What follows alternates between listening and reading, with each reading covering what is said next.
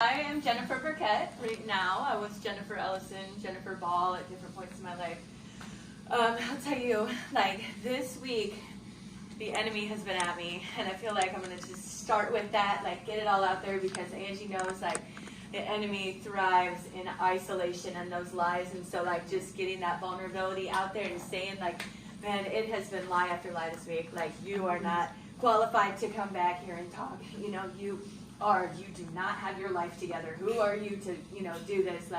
And so just drowning in scripture and recognizing, the number of Bible stories that come to us from places of not yet perfectly polished. So my story is not yet wrapped up with a perfect bow, and the enemy comes at me with that too, you need to wait until there's a perfect finish to the story. I'm not necessarily yet at the sound of music in my,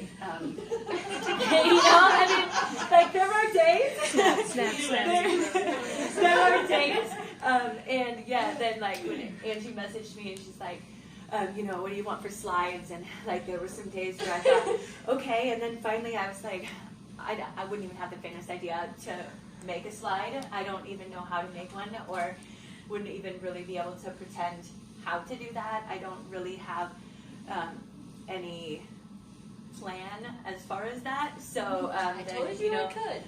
The enemy, that's where he comes at you though, there I am last night, literally in my closet, and I have worked so hard not to be someone who cares about how I look, and there's the enemy right still then at 9 o'clock at night, just you can't wear any of this stuff, you're such an embarrassment, you don't deserve this. And so just bringing that all to light, this has been a week. I have never felt so many disqualifications coming from inside my own head, and so the battle is one that we're here.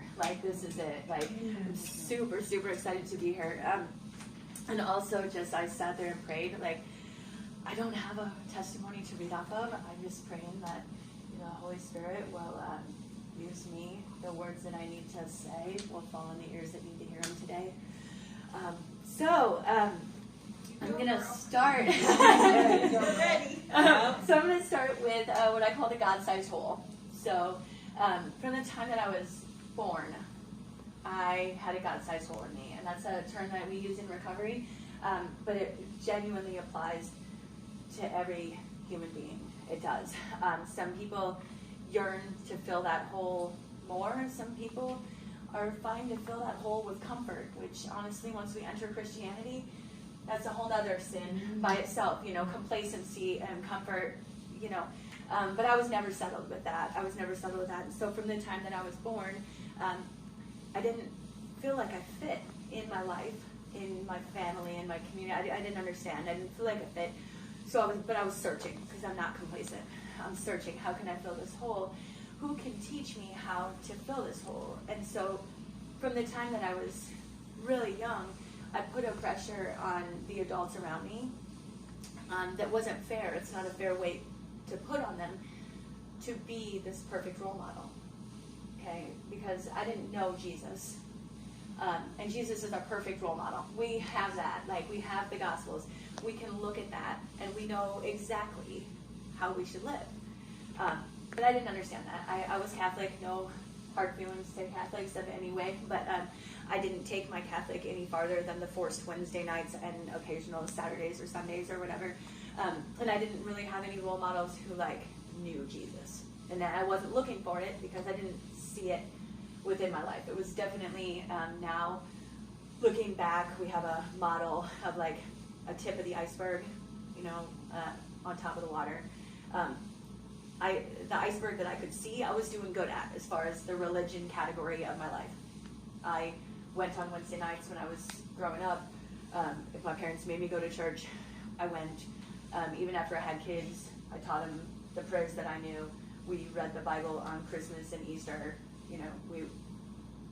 That's as much religion as I had really seen. And so I wasn't searching for the rest of the iceberg because I didn't really think I needed it. I didn't know anything about it.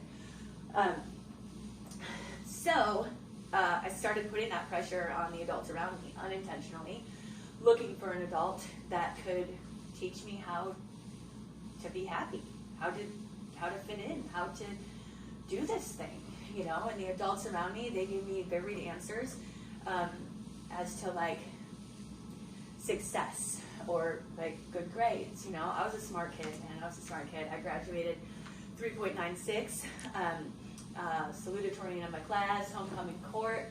People liked me. I went to state 3 times in cross country, 3 times in track. If they can be earned or worked towards, I can do it. But not happy. Like, how?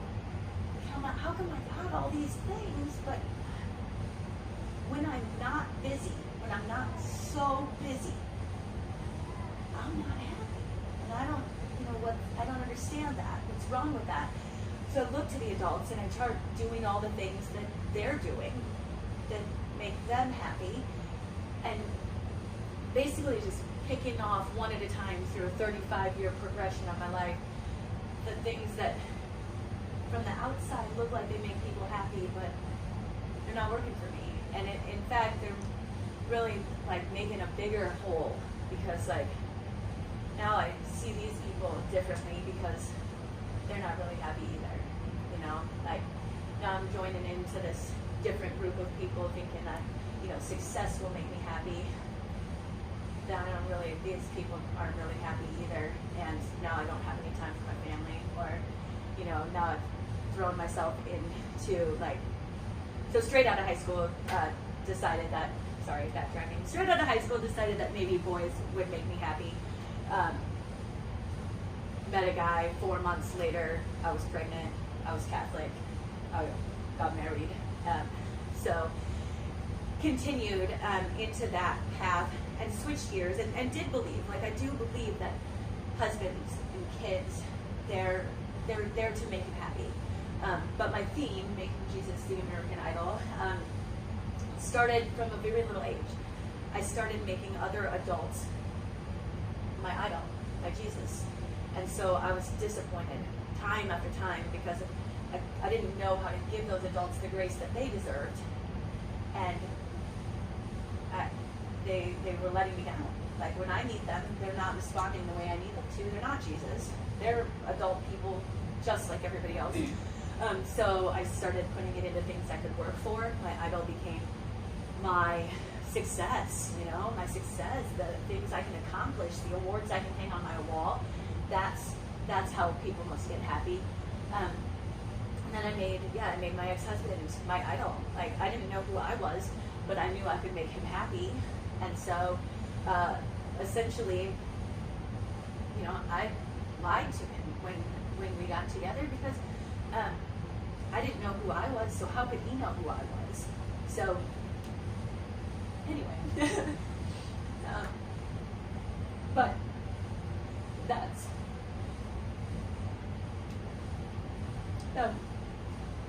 the thing about idols. Is they're not Jesus, they're not perfect, and eventually they're not what makes us whole.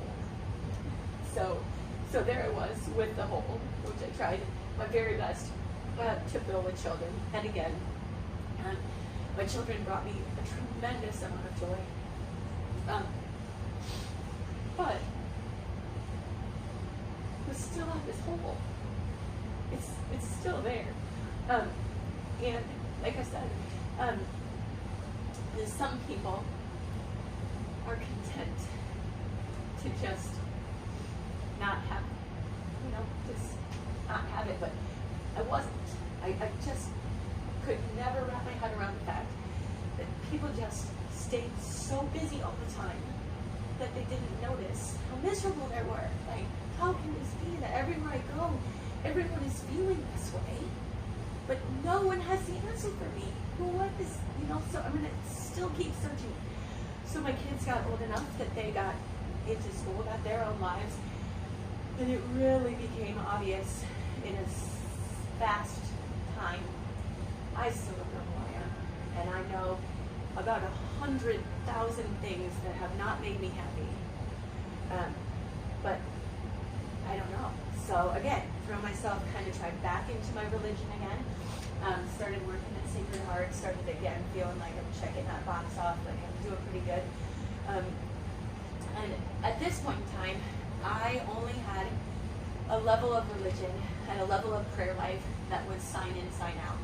So if you've not been Catholic, it probably seems unusual, but if I was going to say a prayer, I would sign in, I would say my prayer, and I would sign out. And I had no knowledge that all my thoughts go straight to God's ears. I had no awareness of that.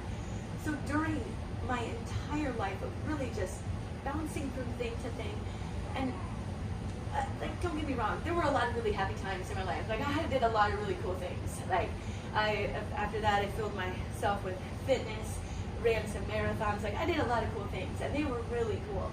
And there was happiness in that, and I met a lot of great people.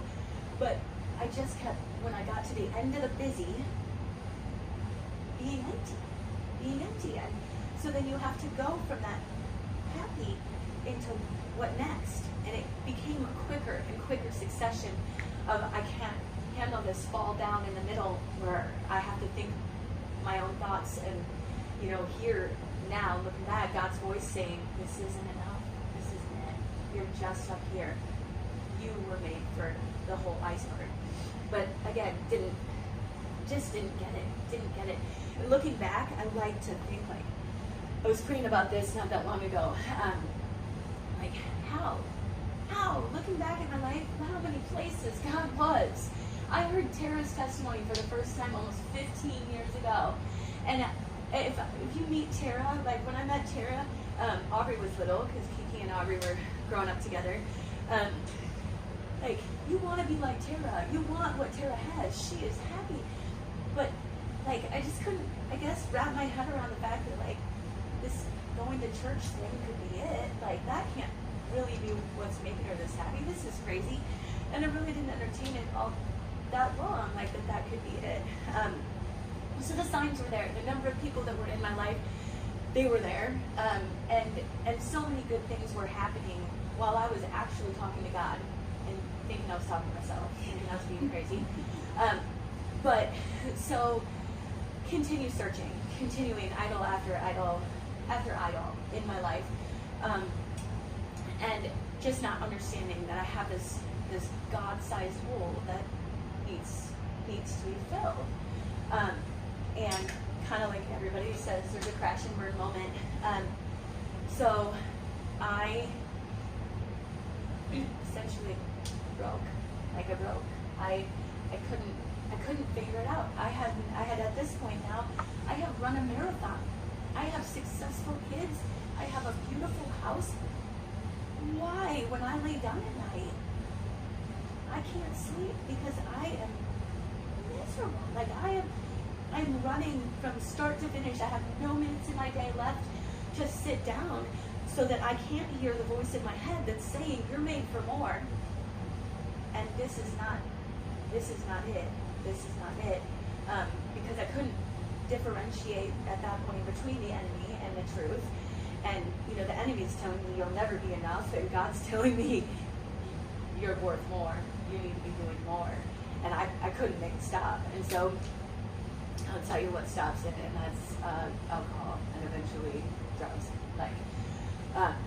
And so there was about an 18-month period in my life where that made me happy, like, just to be able to sleep at night. Like, I remember there being a point where I couldn't just, like, when I would go to bed, I'd be so wound up with things, and so I just started just having a drink, just so that I could fall asleep. And pretty soon it was like, oh my gosh, the earlier in the day I have this drink, the less I have to sit here with my own thoughts and sort this out. And, like, the more that, other people, other idols, led me to believe, like, well, this is what everybody is doing. The idols, there's idols that will tell you, and that's, again, that's not fair to them. Jesus is the idol. He's the ultimate idol. But, so this is where now most people got this out of their blood in their college days, and I didn't. I was raising kids. I was doing things. So pretty soon, happiness that I was using was not feeling anything at all. So, by the grace of God, an incredible crash and burn came into my life, like a storm that broke everything to pieces.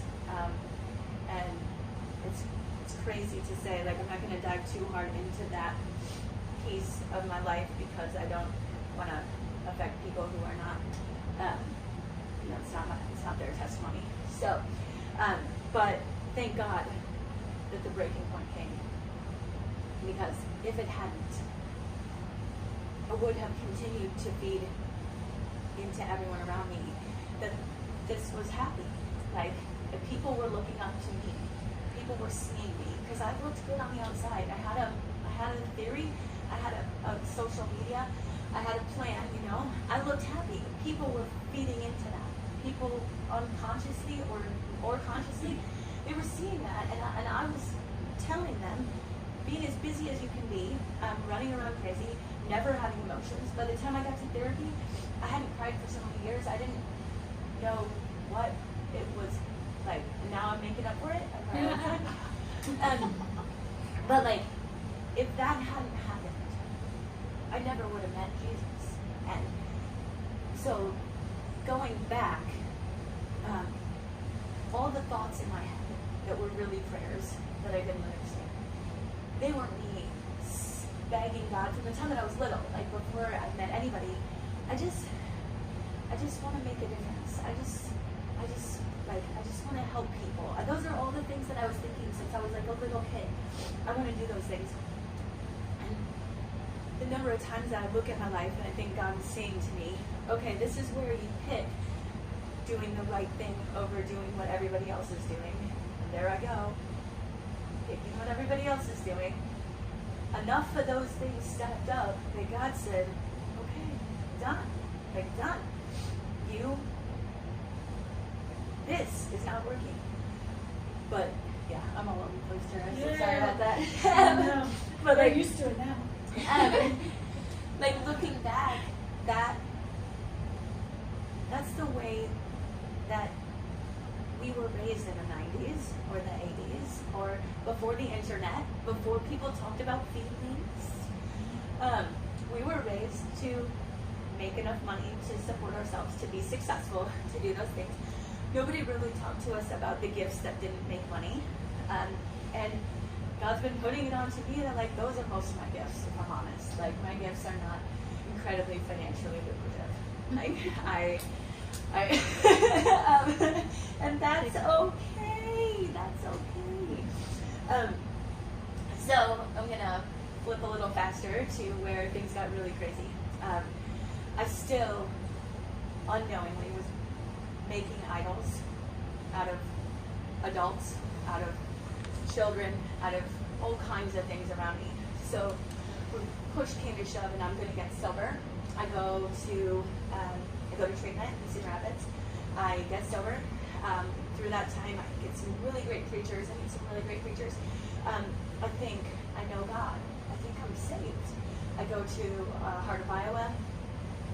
Again, like, powerful sermons, a great church in Cedar Rapids. I think this is it. Like, I've found this answer. I still wasn't there. Like, I thought at that baby level of saved, that saved means all the blessings all the time. Like, now I've found the right answer. It's God. And now all the things that I was making into idols will just come to me. Right? So, God's saying, well, maybe it's not time for that to happen. And I'm saying, no, I'm saved. Bring them on in. Like, bring them on in. Like, restore my relationships, fix all the things that I need, and bring them on in, bring all the blessings. I'm ready. Like, I'm not using drugs and alcohol anymore. I'm ready. It did not happen that way. It did not happen that way. God has still got a maybe, or not yet, on some of the relationships that I'm praying for. But at that time, I couldn't hear that, because addiction is a disease of right now. Addiction is a disease of right now.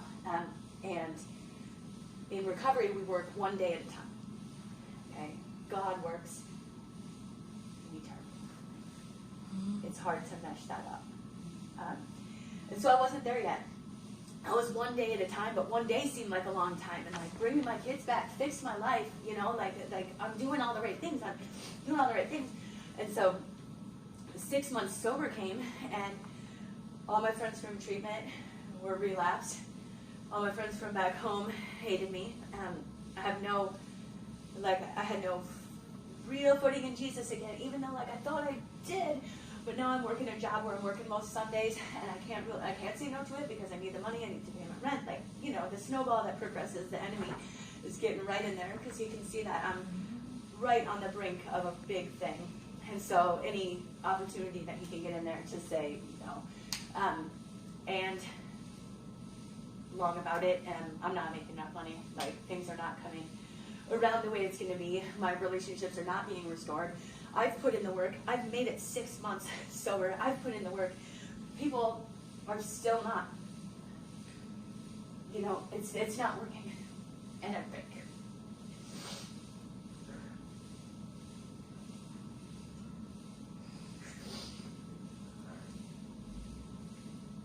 Do you have your slide?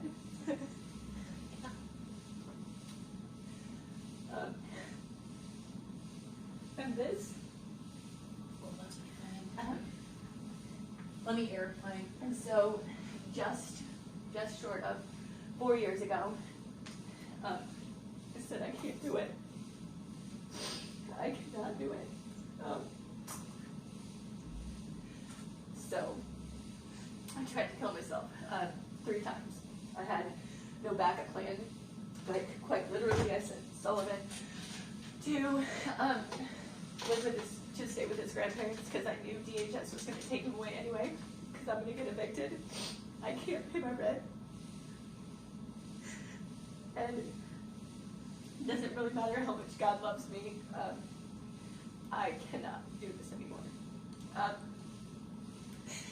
So, by the grace of God, craziest thing, you would never believe.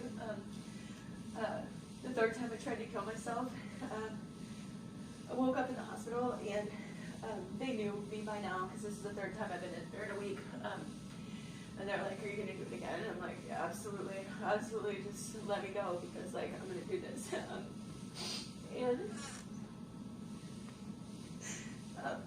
They sent in an officer, and they arrested me on being a danger to myself and or others, which I've heard since is not a super common thing, and only God did that because I literally had nowhere to go, and it wouldn't happen again.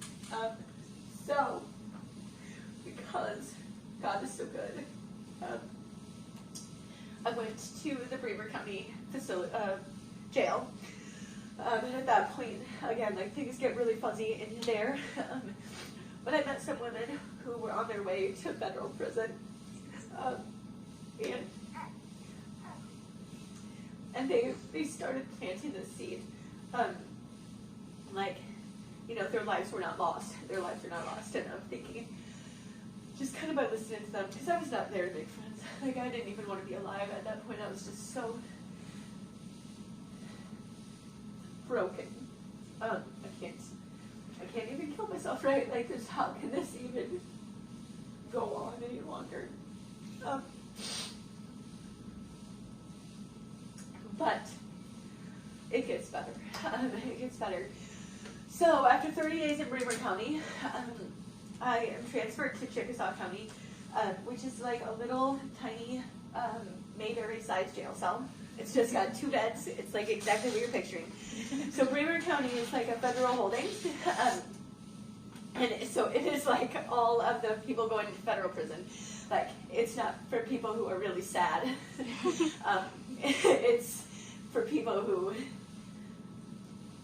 killed their babies. Like, I mean, like, this is real. Like, this is where I am.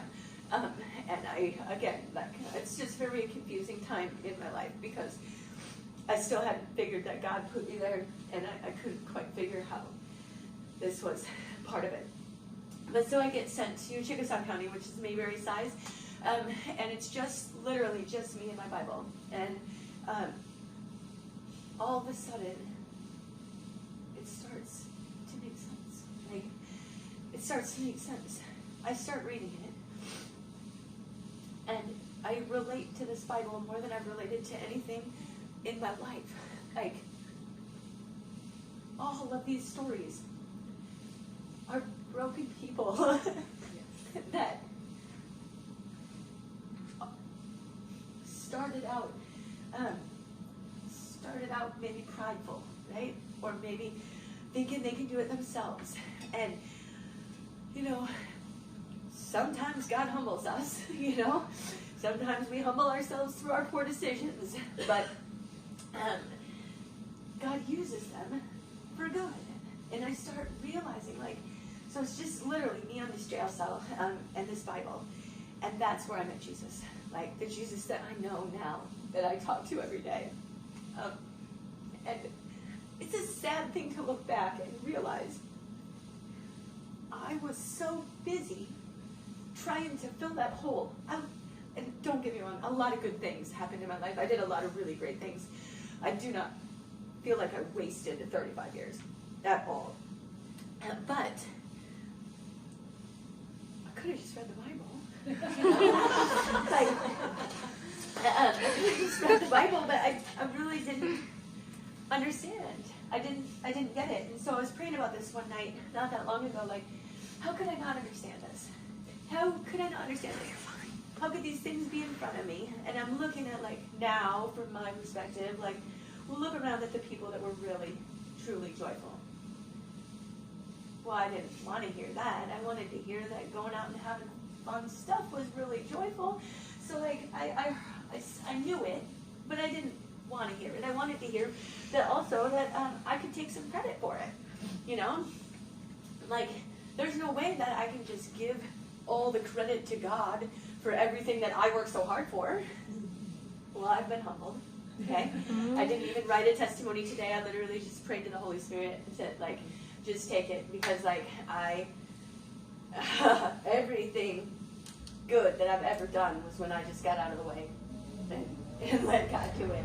But I didn't want to hear that. That was not the way I was raised. You can't go tell people how great you are, which, Angie knows, that sounds terrible, because I didn't think that I was so prideful. But I had a lot of awards for somebody who wasn't so worried about how good they were, it was what filled me for a minute. So anyway, so I'm in this jail cell. I meet Jesus. I start building this relationship. And at that point, I'm crazy, because I still didn't know for sure if there was anybody else who understood this like I did. Now I'm in this jail cell and I'm talking to God, right? And I'm I don't know. I don't know if I can bring this up in the real world. I don't know if I can go into the real world. Is this what's going to happen with this? And so I'm in there for 60 days in solitary. Well, not solitary. It's just really small. So go to bring a couple people in and out, here and there to feed into it. But I'm pretty sure at this point, I've read the whole Bible, and I'm just part of me is terrified, because I'm wait a minute, I think I'm one of the chosen people. I think I'm one of the chosen people. Look at all these things that they go through. Look at all these families torn apart and brought back together for the glory of God. Look at this. This is me. But then I read, and I'm I don't know, man. Maybe I am not cut out for this. I don't know if you should pick me, because this is terrifying. This, the book of Acts. That's what you want me to be a part of that? That is crazy. I'm not ready. But it still just makes sense. Maybe, Joseph in the Technicolor Dreamcoat, right? Angie, theater major. I knew of that theater before I knew about the Bible. I knew about that a long time before that. But the story of Joseph, that related to me. So I'm wait a minute. Joseph is torn away from his family. His life is upside down. He's in prison. All these things are going wrong. And it turns out it's aligning him exactly with God's plan. Exactly where he needed to be when his family needed him the most. So I'm torn though, because this is now maybe I'm just crazy because I've been alone in this place for so long, or maybe I'm really onto something, you know? Either way, I'm building this up in my head that I'm chosen and that this is real. And so I get sent to the Waterloo Women's Facility, Waterloo Women's Center for Change. I've been to Waterloo once in my life. I get sent there. It is a halfway house. It is full of some very it's very hard to be the Christian girl in in there. Like, it was souped up for me while I was waiting in the jail cell. Like, this is the place that's going to help you get onto your feet. This is going to be the thing. Like, ooh, it did, but it was, you know, fire. Like, it did help me get through there. And yeah, like, while I'm in that stage, I'm still back and forth with, like, I don't know. Like, now I'm in Waterloo. I don't have anyone. I've completely given up hope on God, like, fixing the things that were. Now I'm trying to start things that are. COVID hits. I'm all alone in a town where I don't know anybody, and I'm pretty scared. Like, I'm pretty scared. Waterloo's a little bit scared. But again, like, all these things I'm so grateful for. And that sounds so crazy to be able to say, like, I'm grateful for a jail cell, but that's what it took for God to get me alone, to get me to stop trying and start praying, like, to really meet Jesus, because I was too busy trying to fill the hole, to stop and listen. Like, that's what it took for me. And then through COVID, my husband, I met my husband at that time. I was terrified. I was in a city where I didn't really know anybody. COVID hits. I'm alone. I've never lived all by myself, let alone in a city with a lot of loud noises and a lot of big people. And every noise is making me crazy. I'm not sleeping.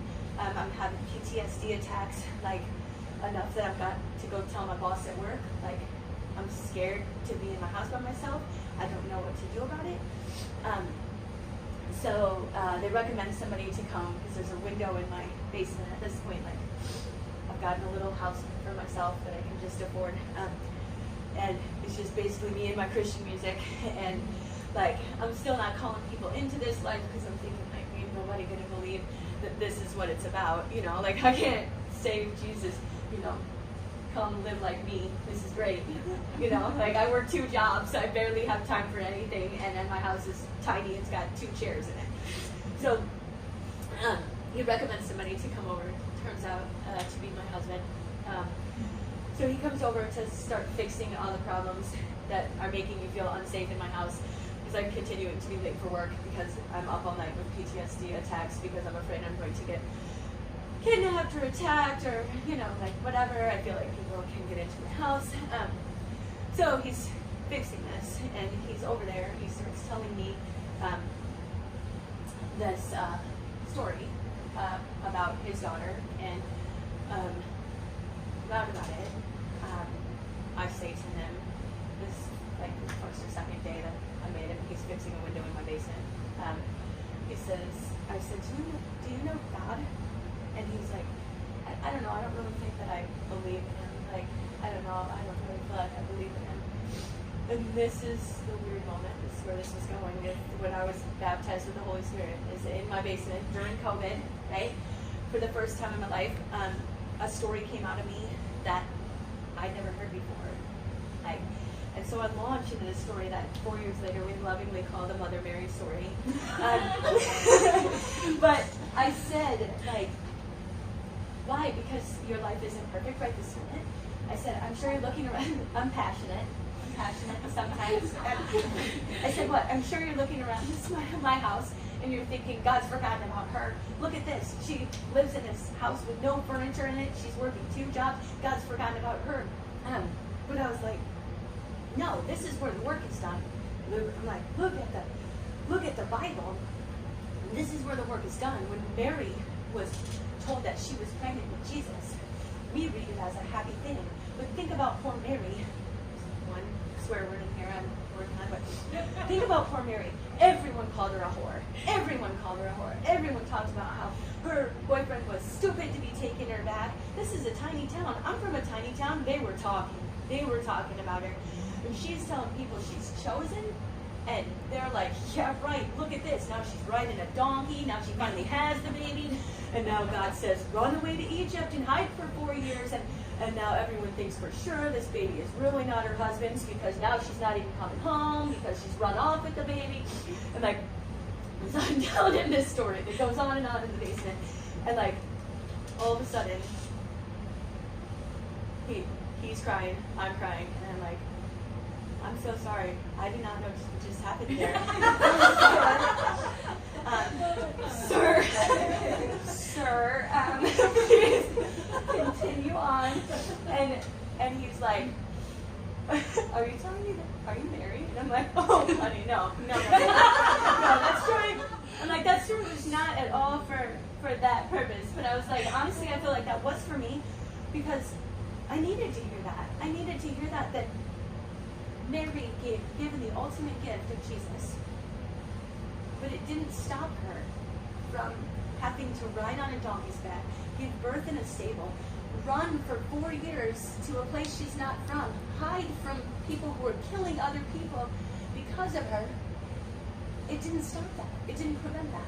So who am I to ask for God to take away all my problems just because I want it right now? Like, what I asked for was eternity, and that's what God is good at. He's good at that. When we can only see right now, God can see for eternity. And so what I was giving my kids, what I was giving my community, what I felt like was my best, like every ounce of everything I had, was this much of what I am capable of when I let God use me for what He has planned. So it's not tied up neatly with the Bible. I don't have restoration in every relationship that I would like. But I have confidence that when those relationships are restored, there will not only be for me and for them a version of life that would never have existed had I not been through all these things, but for generations to come. And we read that in the Bible. Like, we are not doing this for me, for my name, for my kids' name, for generations to come. And this is my daughter Aubrey right here. I'm trying not to bring in people that aren't in my testimony, but like, we've seen. She knows. When I was doing my best, I was pretty good. I was pretty good.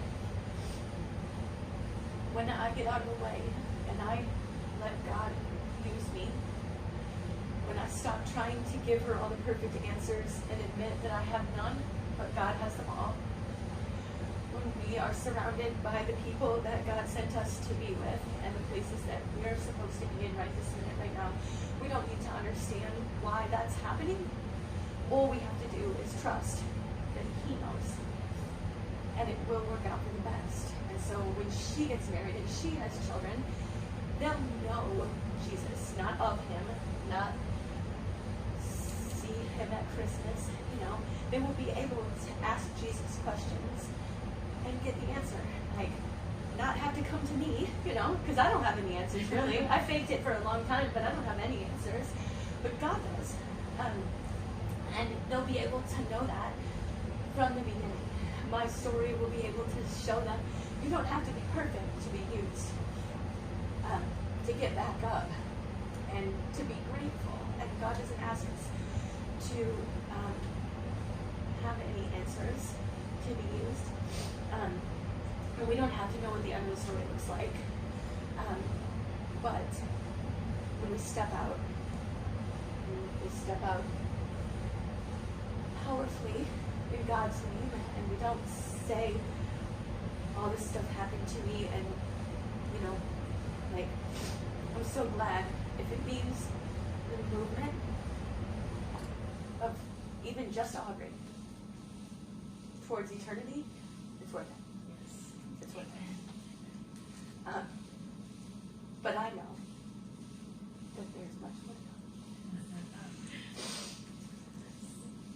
So that's it.